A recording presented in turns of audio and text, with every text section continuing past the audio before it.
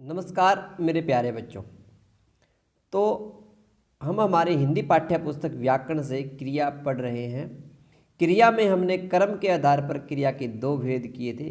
क्रिया का पहला भेद हमने सकर्मक क्रिया और दूसरा है हमारा अकर्मक क्रिया।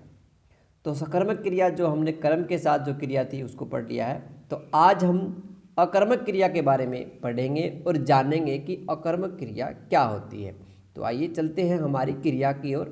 कौन देखिए, अकर्मक क्रिया यानी अकर्मक क्रिया अर्थात कर्म के बिना क्रिया। जिन क्रियाओं का फल कर्ता पर पड़ता है उन्हें अकर्मक क्रिया कहते हैं, यानी जिसमें कर्म नहीं होता। कहने का तात्पर्य ये है कि जिसमें कर्म नहीं होता वो अकर्मक क्रिया कहलाती है। यानी अकर्मक क्रिया अर्थात कर्म के बिना क्रिया। जिन क्रियाओं का फल कर्ता पर पड़ता है उन्हें अकर्मक क्रिया कहते हैं।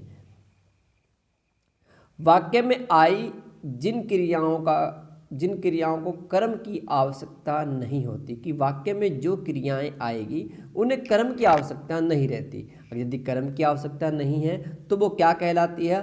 अकर्मक क्रिया कहलाती है। जैसे उठाना, बैठाना, डरना, रोना, नहाना, हंसना, चलना, नाचना आदि क्रियाएं क्या रहेगी?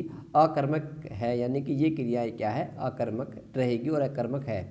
तो जैसे देखिए उदाहरण के माध्यम से, सोहम दौड़ रहा है, बंदर नाच रहा है। तो यहाँ क्या है? उपयुक्त वाक्यों में दौड़ रहा है और नाच रहा है क्रिया का सीधा फल सोहम और बंदर यानी कि कर्ता पर पड़ रहा है। अतः ये अकर्मक क्रिया है, यानी जो इसका फल सीधा किस पर आता हो? कर्ता पर पड़ता हो, तो उसे हम क्या कहते हैं? अकर्मक क्रिया कहते हैं। इनमें कर्म नहीं होता। जैसे सोहम दौड़ रहा है, तो दौड़ रहा है, कर्म नहीं है, तो दौड़ रहा है क्या रहेगी? अकर्मक क्रिया रहेगी।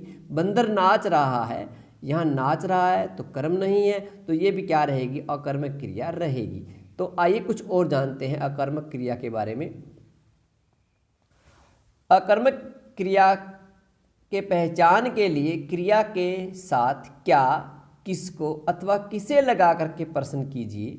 यदि उत्तर नहीं प्राप्त होता है तो उसे अकर्मक क्रिया कहते हैं। यानी हमें उत्तर नहीं मिलेगा, क्या, किसको और किसे लगा करके यदि प्रश्न करेंगे तो उत्तर हमें प्राप्त नहीं होगा। यदि उत्तर हमें प्राप्त नहीं होता है तो उसे हम क्या कहते हैं? अकर्मक क्रिया कहते हैं। जैसे उदाहरण के माध्यम से, सोहम दौड़ रहा है, तो हमने प्रश्न बनानेंगे हम, बंदर नाच रहा है, सोहम क्या दौड़ रहा है। हमने क्रिया के साथ जैसे ही क्या लगाया तो सोहम क्या दौड़ रहा है, क्या दौड़ रहा है, कोई उत्तर नहीं प्राप्त होगा। बंदर क्या नाच रहा है, तो यहाँ भी हमें क्रिया के साथ जैसे ही हमने क्या, किसको और किसे लगा करके प्रश्न करते हैं तो हमें उत्तर प्राप्त नहीं होता है। यदि हमें उत्तर प्राप्त नहीं होता है तो वो क्या कहलाती है? वो अकर्मक क्रिया कहलाती है। उत्तर नहीं प्राप्त होता है, दौड़ रहा है, नाच रहा है, ये क्या कहलाएगी? अकर्मक क्रिया कहलाएगी, या इन्हें अकर्मक क्रिया कहते हैं। यानी जहाँ हमें इन प्रश्न निर्माण करने के बाद यदि हम क्या, किसको और किसे लगा करके यदि हम प्रश्न करते हैं, यदि हमें उत्तर प्राप्त नहीं होता तो वो अकर्मक क्रिया कहलाती है। तो इस प्रकार से हमने पढ़ा कि क्रिया के कर्म के आधार पर क्रिया के कितने भेद होते हैं। कर्म के आधार पर क्रिया के दो भेद होते हैं, सकर्मक क्रिया और अकर्मक क्रिया।